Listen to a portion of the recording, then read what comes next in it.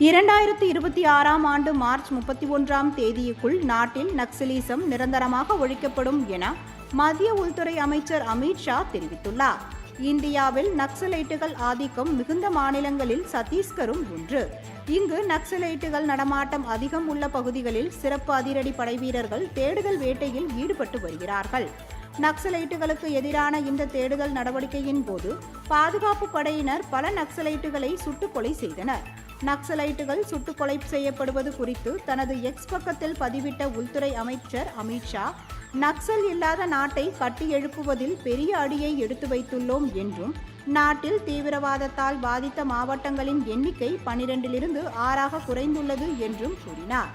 பிரதமர் மோடி அரசு தீவிரவாதிகளுக்கு எதிராக இடைவிடாத முயற்சிகளை மேற்கொண்டுள்ளதால் 2026ஆம் ஆண்டிற்குள் மார்ச் 31க்குள் நாட்டில் நக்சலிசம் நிரந்தரமாக ஒழிக்கப்படும் என்றார்.